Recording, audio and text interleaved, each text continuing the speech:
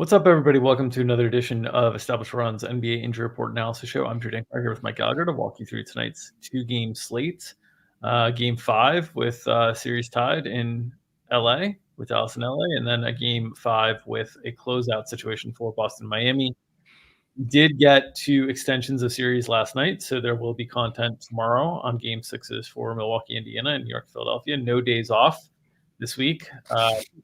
For one, but didn't get one. With me to talk through these two games tonight, Mike Gallagher. Mike, how are you doing? Doing all right. Would like to see at least one closeout yesterday. The gang. We've got all Indiana and New York stuff. Cannot believe the Knicks blew that one. Very 8.9 seconds vibes with Reggie Miller at the Garden. But hey, it's been great. I saw a site called Unpredictable. I get my offensive pace stats from there. They've been tracking like how competitive and how fun a series is, and it ranked like first in comeback score and like third in excitement level of like a 411 series. It's been just like awesome basketball to watch. So hey, more work, but at least we get the best series, another game of it. But ready to go. Nice hike today too. Nice. Yeah, it's been a great series for sure. A lot of energy in and around the fan base of that series, so that's always fun too. Let's get into the games tonight. Let's start on the Miami-Boston game. On the Miami side, no Jimmy Butler, no Josh Richardson, no Terry Rozier. Now no Jaime Jaquez Jr. as well. Haywood Highsmith and Duncan Robinson listed available here. So Miami just really running out of bodies here. What's your expectation on who takes over the Jaime Jaquez role tonight? Yeah, I think it's going to be DeLon Wright. On top of just being a guy that's been pretty strong in minutes, excluding the game he missed for the birth of his daughter, minutes have been pretty solid. So you have that, and then you have to think about role replacement. You need the handling, you need the on-ball defense, and you need some driving. He's driven a little bit. Jaime Jaquez was the team's top driver before he got hurt. So they need that component to the game in a big way to put some pressure on the Boston defense. So I think DeLon Wright makes the most sense to me. I don't think Patty Mills makes any sense. And I don't think Haywood Highsmith makes much sense either. I could be wrong. It's Spoelstra, but feel pretty good. It's going to be DeLon Wright starting for the reasons I said. And, I didn't mention Duncan Robinson, who's listed with a facet syndrome injury, which, I did a little Googling here. It's an arthritis-like condition that the spine has with a significant source of back or neck pain. It's caused by degenerative changes in the joints between the spine bones. That sounds awful. And we've seen his minutes get cut. We saw him 2 games ago play this first half, get booted, barely played in the last game. There is no confidence in Duncan Robinson's minutes, despite how they absolutely need him. Just clearly not healthy. So they've got the starting 5. I mentioned DeLon, obviously Patty Mills, Haywood Highsmith, and then we think Kevin Love will play. May have buried the lead a little bit, but Nikola Jovic minutes were severely cut down, 8 minutes at each half last game. That was quite surprising after coming in with a lot of momentum. So his minutes have to be way more secure, you would think. They do need Haywood Highsmith, though. They need Haywood Highsmith to help guard Jason Tatum. So, yeah, the starters plus Highsmith plus Love maybe, and then Patty Mills, and then Duncan Robinson maybe squeezes in there, and then of course Tyler Hero could play like 45 if it's close. Same with Bam, could play a bunch. We know Bam's been getting that single coverage, has some pretty good stats in this series. So yeah, Miami just down to the bare bones, and one of them has a bad backbone, or in between the backbones, I should say. So yeah, this is pretty tough. I think it's 14.5-point spread. If Miami pulls this off, this would be like the peak Miami. Can't let them keep getting away with this stuff. Yep. Boston side, they're going to be without Kristaps Porzingis tonight. We've seen Boston play with a lot of different iterations of their main guys during the course of the year. We know this will elevate Al Horford. What else would you expect to see from Boston tonight in the absence of Kristaps Porzingis? Yeah, probably a lot of starters. We saw in the second half, they went tizite. Whole fourth quarter for Horford, and then 9 minutes in the third, and then the starters all played a ton. You see the pretty big numbers there, and that was a little bit skewed to the second half. So, yeah, Horford for sure going to start. Expect Luke Cornett to pick up the non-Horford minutes. I don't expect much overlap. I think that they're going to really try to make sure they don't give up 3-pointers like they did in Game 2. And then Sam Hauser and Peyton Pritchard, that'll be your kind of core 8 in the mix, and maybe they go somewhere else. I think they're pretty comfortable rolling with the 8 there. I don't think we can expect to see, maybe they play Tillman or whatever, but I'm pretty sure they're comfortable going 8. These guys are pretty comfortable playing minutes. We'll see what Derek White does. Just absolutely ham. The spot up shooting, transition points, he got 12 of those. Masterful game, great defense as well. So just his best game of his career, like not even close, considering playoff stakes and all that. So yeah, expecting a lot of starters minutes. We'll talk about, we'll see when they pull the plug if Boston can take care of business. And just a gross game environment. I think the Miami's point total is like 94. So of the games you want to play in DFS, this is like clearly not the one because I expect the other game high scoring. When you say 8, you're assuming the 5 starters and then Cornette, Pritchard, Hauser as the 8, right? Mm-hmm. Okay. And then on the one note I wanted to make here is that Boston is just in a situation where I think you're going to see, as you alluded to, really heavy starter minutes because they have so much time off after this game. So the earliest they could play again is Sunday, and that's if the Cavs are able to close out Orlando in Game 6. In Orlando, we've seen that series, the home teams have largely dominated. If that goes to a Game 7, we're talking about the earliest they could play is Tuesday. Of next week. So we're talking about, a pretty long layoff here for Boston if they're able to close this off.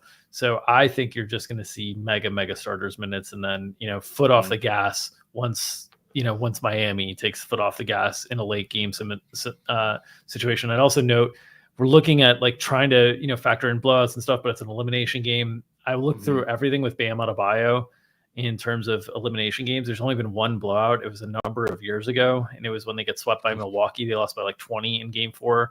He still gets to 35 minutes in that game. So I think the range for like the main Miami guys that they're really able to rely on here, which is going to be Bam, Caleb Martin, Tyler Hero.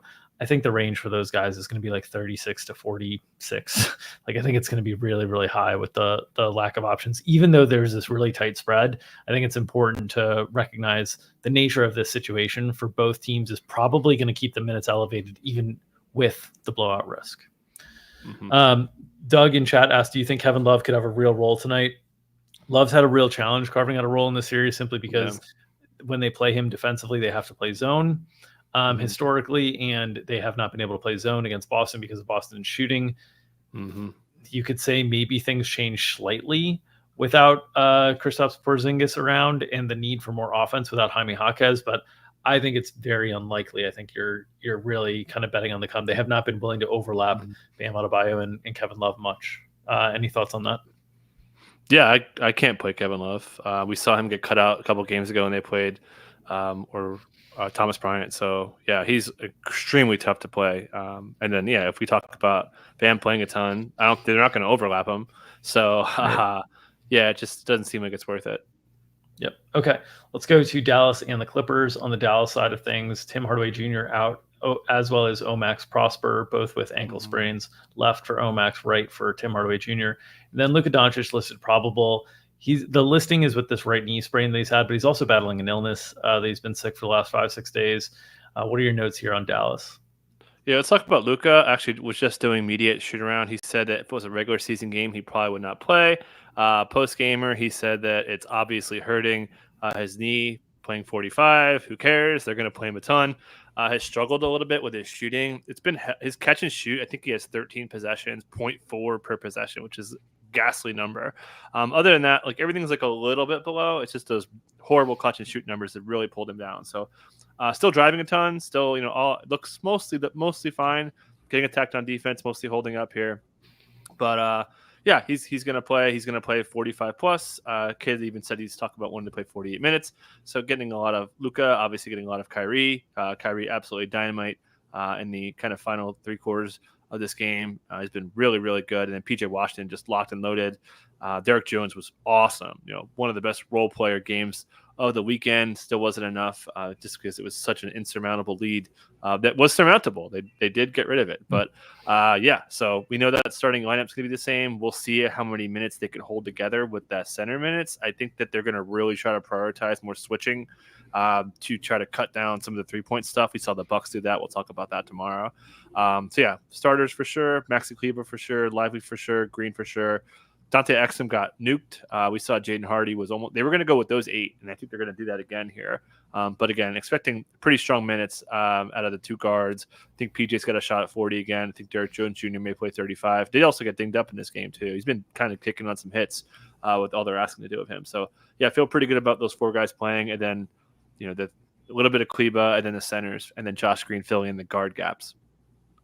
Yeah, and similarly, late in series here, Game 5, the winner of this game usually goes on to win the series, so would expect really tight rotations just generally. I think as we get deeper into these series, it always tightens. So seeing things get to 7 to 8 man rotations wouldn't be surprising in some of these spots. Clippers side, they have listed Kawhi Leonard out, no other injuries listed here, so you don't have to be on Kawhi watch tonight. They're 2-0 in the games that Kawhi Leonard has sat, 0-2 in the games that Kawhi Leonard has played. What are your expectations for the Clippers tonight? Yeah, obviously that's pretty good news for Terrence Mann. We know Amir Coffey will continue to start, and then the bench is pretty much locked and loaded. Mason Plumlee, Russell Westbrook, who played pretty poorly down the stretch of this game, made a lot of mistakes, and then Norm Powell. And then, I want to mention James Harden. The role was massive in the two Kawhi-less games. I think he had 19 drives in Game 1, and he had, 15 points off drives in Game 4. Just a completely different player in those two games. So he's in a really good spot, averaging 26, 4, and 8 in the two games without him. And then, as I mentioned, 19 drives. Shot 10 times off 14 drives. That's only driving that, shooting off that much drives for a guy who was not doing that. Call it triple of shot frequency off drives from where he was in the regular season. So, Pete Harden looks to be in form. We'll see if they switch up matchups a little bit. They've been putting a lot of Kyrie on him. I'm curious to see if they try to slow him down. Paul George's insane shot making. Shot making was the story here. 9 of 12 on pull-up threes was just everything. A lot of tough shots, not a lot of wide open ones. They just made everything. And you shoot 62% from three. You should blow them out. So we'll see what the Mavs got in store. I expect them to be a little bit more aggressive on the main star players, considering the lack of perimeter options to go with those two. Expecting another 8-man rotation from the Clippers tonight? Yeah, I don't think there's any reason to change it. I'd be pretty shocked if we get PJ Tucker or Brandon Boston and Kobe Brown. I'm pretty sure they're going to run 8. There's just such a gap from those 8 to whoever else, unless they play like Tice or Plumlee. But I think Plumlee's been kind of fine. All right. That will do it for this edition of Established Run's NBA Injury Report Analysis Show. As always, if you'd like to support our content, the best way to do so is by subscribing to our YouTube channel. We're trying to get to 5,000 subscribers by the end of the calendar NBA season. If we'd like your help in supporting us reaching our goal by subscribing to the channel, you can hit the bell if you'd like to get notifications whenever we go live. We will be on tomorrow. Since there are 2 NBA games tomorrow, we will be on tomorrow at the same place, same time. If you're interested in any of our premium content, you can find myself and Mike Gallagher behind the paywall tonight at 5 o'clock Eastern time, breaking down this 2-game slate from a DFS perspective, the good chalk, the bad chalk, the contrarian plays, and of course the flag plants. So tune in behind the paywall, establishedrun.com/subscribe-NBA. If you need more details or information on any of our premium product offerings, you can get it there. And if you like keeping this content free, the best way to do so is by smashing that like button and helping feed that algorithm. You feed the algorithm, it helps feed our families, allows us to feed you the NBA injury information analysis you need each and every day to set your season-long lineups, your DFS lineups, and make your spread bets and your prop bets. So smash that like button, help feed that algorithm, help keep this great show free for you all. And smash it, press it, caress it, whatever you need to do to that like button. All right, we'll see you again tomorrow. Enjoy the games tonight. Take care, everybody.